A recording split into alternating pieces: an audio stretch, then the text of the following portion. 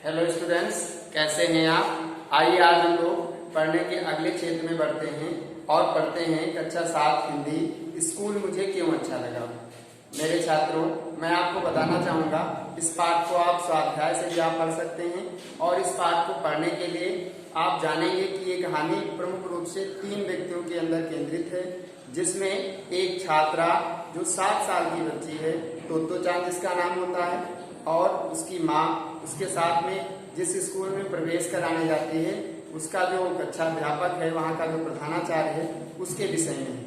सबसे पहले मैं आपको बताऊंगा कि इस कहानी की जो समरी है वो ये है कि एक माँ जो अपने छात्रा का दाखिला जिस स्कूल में कराने के लिए जा रही है, वहां पर क्या होता है, वो छात्रा जैसे स्कूल के नजदीक में पहुंचती है तो उसको स्कूल कुछ अन्य स्कूलों से अलग दिखता है। अलग क्या दिखता है उसके विषय में आप जानेंगे। स्कूल जो भी है वो प्राकृतिक सौंदर्य से भरा हुआ है। स्कूल सामान्यतः ये होता है कि उसका कोई ना कोई एक प्रमुख द्वार होता है, लेकिन इस स्कूल का प्रमुख द्वार जो है वो 2 पेड़ों के स्तंभों से बना हुआ है। उसके अंदर का जो प्राकृतिक सौंदर्य है उसमें आसपास पाए जाने वाले विभिन्न प्रकार के फूलों, विभिन्न प्रकार के पेड़ों और बगीचों का निर्माण है। स्कूल का जो सौंदर्य है वो काफी प्राकृतिक दृश्यों से परिपूर्ण है। छात्रा जैसे ही उस स्कूल के अंदर प्रवेश करती है, उसको लगता है कि कहीं ना कहीं ये मेरी सारी चीजें देखी हुई हैं, उसके अपने मूल ज्ञान से, प्रारंभिक ज्ञान से जुड़ी हुई हैं। आगे जब उसकी माँ उसके साथ चलती है तो छात्रा इस पाठ के अंदर विभिन्न प्रकार के सवाल अपनी माँ से करती है। वार्तालाप करने के बाद एकाएक उस छात्रा को कुछ रेलगाड़ी के डिब्बे दिखाई देते हैं, जिसको देख करके वो छात्रा आश्चर्यचकित हो जाती है। छात्रा के मन में बहुत सारे सवाल आते हैं। पाठ जब हम आगे पढ़ते हैं तो उसमें आता है कि उस सवालों के जवाब उसकी माँ बड़ी ही बेसब्री और शांति से देती जाती है। कुछ समय के बाद उसको वहां पर कुछ सीढ़ियां दिखाई देती हैं, उसके ऊपर वो जाती है, उठ पे चलती है, कूदती है, खेलती है और इस खुशी से वो झूम जाती है कि उसको लगता है कि आज मैं किसी एक अनोखी जगह पे आ गया हूँ जहाँ पर मुझे रोज आना चाहिए। उसका मन इस उत्साह से भर जाता है कि यहाँ पर कुछ ऐसी चीजें हैं जो मैंने जिंदगी में कभी अनुभव नहीं की। वो 7 साल की बच्ची आगे बढ़ते बढ़ते जाती है, तब तक उसकी माँ जो होती है, उस स्कूल का जो मुखिया रहता है, जो हेडमास्टर के नाम से जाना जाता है, उस हेडमास्टर के पास जाती है। वहां पर हेडमास्टर से और उसकी माँ के कुछ वार्तालाप होते हैं। उन वार्तालाप को सुन करके उस छात्रा के अंदर ये भाव आता है, कहीं ना कहीं वो हेडमास्टर से भी अटैच होना चाहती है, उससे जुड़ना चाहती है। हेडमास्टर उसको कुर्सी पे बैठाते हैं और उसके बाद उससे नॉर्मल भाव में अपने आए हुए आज के मौखिक ज्ञान का विश्लेषण करना चाहते हैं, अर्थात उस छात्रा से पूछते हैं कि आज उसने क्या किया, किस तरीके से वो यहाँ स्कूल आई, वो सारी चीजें उससे व्यक्तिगत रूप से एक सरल भाव से पूछते हैं। कुछ समय के बाद उस हेडमास्टर को लगता है कि अब मुझे इस छात्रा के आंतरिक यानी इसके मार्मिक हृदय को भी टच करना है, इसलिए वो उसकी माँ को वापस देने के लिए कहते हैं। माँ उसकी वापस चली आती है।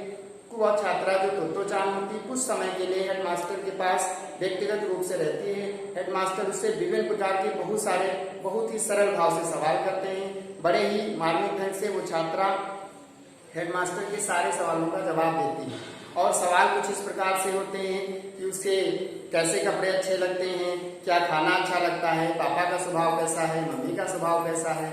इस तरीके से जो छात्रा अपने प्रारंभिक ज्ञान से जुड़ी रहती है, वही ज्ञान हेडमास्टर को प्रतिस्थापित करती रहती है। अर्थात वो छात्रा जो एक अन्य व्यक्ति जिसके विषय में कुछ नहीं जानती थी, उसके हृदय को छू लेती है। जो हेडमास्टर होता है वो भी बच्चों के लिए या बच्चों के रखरखाव या उनकी देखरेख की जिम्मेदारी में काफी निपुण रहता है। उसको ये महसूस करा देता है तोतो चांद को कि वो इस स्कूल का हेडमास्टर नहीं बल्कि एक स्टेशन मास्टर के हिसाब से है, जो उस रेलगाड़ी के डिब्बे में शिक्षा प्राप्त करने वाले छात्रों की देखरेख करते हैं। इस तरीके से कहानी जब आगे बढ़ती है, आगे बढ़ने के बाद में तोतो चांद, जिसको उसकी माँ प्रतिदिन बिस्तर से उठाने में बहुत समय व्यस्त करना पड़ता था, उसको लगता था कि प्रतिदिन कहीं ना कहीं उसके लिए बहुत ज्यादा समस्याएं रहती थी प्रातः उठने के लिए।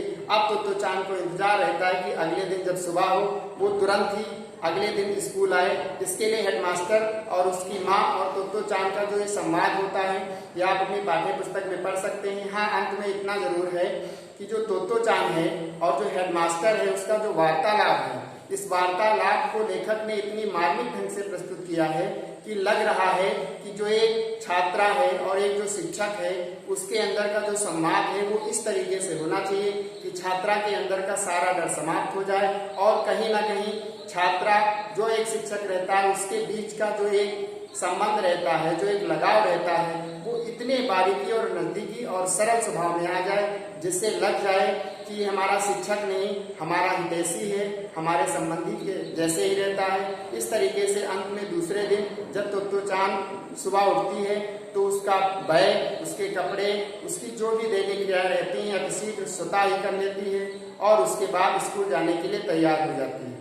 ये लेखक लास्ट में इस मर्म को इस तरीके से व्यक्त करता है, आप पढ़ेंगे तो जानेंगे कि एक माँ जिसको इतना डर रहता था, उसकी बच्ची किसी पिछले स्कूल से निकाली गई थी, जिसको इतना डर रहता था कि मैं अगले स्कूल में जब अपनी बच्ची का दाखिला कराऊंगा तो वहाँ का वातावरण, वहाँ मेरी बच्ची अपने आप को कैसे एडजस्ट करेगी, ये मार्मिक ढंग जब लास्ट में लेखक देता है तो सिर्फ ये देता है कि एक मन की भावनाएं, एक माँ की भावनाएं उस छात्रा के लिए कैसी हैं और छात्र की भावनाएं या छात्रा की भावनाएं शिक्षक के लिए कैसी हैं, शिक्षक की भावनाएं छात्र या उसके परिवार के लिए कैसी हैं, हमारा प्राकृतिक वातावरण का स्कूल कैसा होना चाहिए। इस तरीके से इस पाठ का समापन हो जाता है। मिलते हैं फिर से अगले वीडियो में, तब तक के लिए धन्यवाद।